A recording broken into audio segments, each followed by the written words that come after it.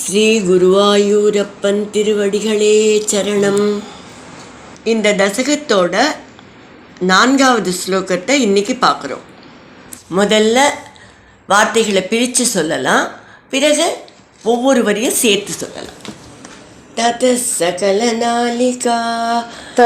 சகலநாளிகா விவரமார்க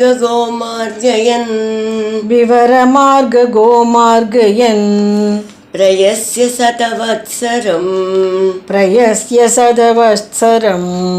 கிமபி நைவ சந்திருஷ்டவான் நிவ்ருத்ய கமலோதரே சுகநிஷன்ன ஏகாக்ரதீஹி சமாதி பலமாததே பவதனுக்ரஹைகாக்ரஹீ.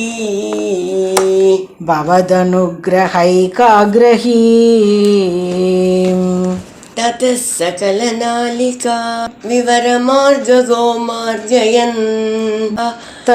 சகலநாளிகா விவரமார்க கோமார்கயன் பிரயஸ்ய சதவத்சரம் கிமபி நைவ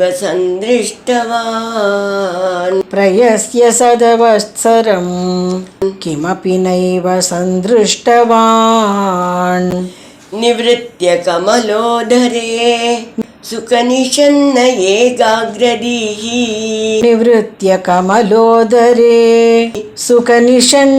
ஏகாக்ரதீஹி சமாதி பலமாததே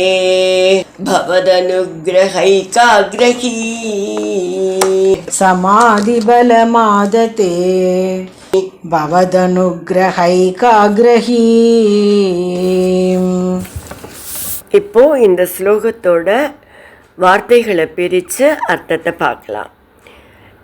ததக பிறகு, சகல நாளிகா விவர மார்கக அந்த தாமரையோட எல்லா துளைகளோட வழியாகவும் சென்று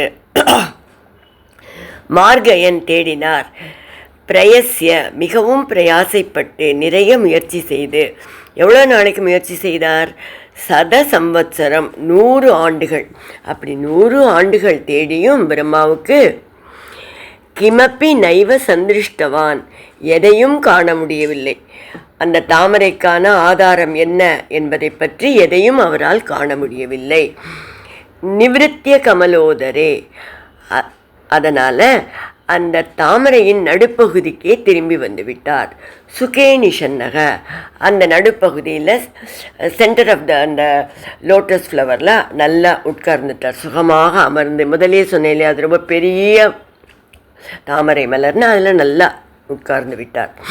பவத் அனுகிரக ஏகாகிரகி உங்களுடைய அனுகிரகத்தை மட்டுமே விரும்புபவராக, ஏகாகிரதீகி மனசை ஒருநிலைப்படுத்தி தவத்தில் ஈடுபட்டு சமாதி பலமாததே சமாதி நிலையில் ஆழ்ந்தார். இப்போ இந்த ஸ்லோகத்தை முழுவதுமாக பாராயணம் பண்ணி இதோட முழு அர்த்தத்தையும் பார்க்கலாம். தத சகலநாளிகா விவரமார்க கோமார்கயன் பிரயஸ்ய சதவத்சரம் கிமபி நைவ சந்திருஷ்டவான் நிவ்ருத்ய கமலோதரே சுகநிஷன்ன ஏகாக்ரதீஹி சமாதி பலமாததே பவதனுக்ரஹைகாக்ரஹீ. தாமரை தண்டோட ஆதாரத்தை பிரம்மா தேடின்றிருக்கார். அந்த தாமரை தண்டில் எங்கெல்லாம் துவாரங்கள் இருந்ததோ அந்த எல்லா துவாரம் வழியாகவும் சென்று தேடி பார்க்குறார். இவ்வாறு 100 தேவ வருஷம் தேடுகிறார். ஆனால் எதையும் காணவில்லை. அந்த தாமரையின் ஆரம்பம் எங்கே என்று தெரியவில்லை. பிரம்மா மிகுந்த அறிவு கொண்டவர் என்று போன ஸ்லோகத்திலேயே பட்டதிரிகள் சொல்லிட்டார் இல்லையா? தன் முயற்சியை விட பகவானோட அனுகிரகத்தை பெறுவது தான் நல்லது என்று புரிந்து கொண்ட அவர் தாமரையின் நடுப்பகுதிக்கு திரும்புகிறார். சுகமாக அமர்ந்து கொண்டு உங்கள் அருளை பெற வேண்டும் என்ற ஒரே எண்ணத்தில் மனதை நிலைநிறுத்தி தவத்தில் ஈடுபட்டு சமாதி நிலையில் ஆழ்ந்தார்.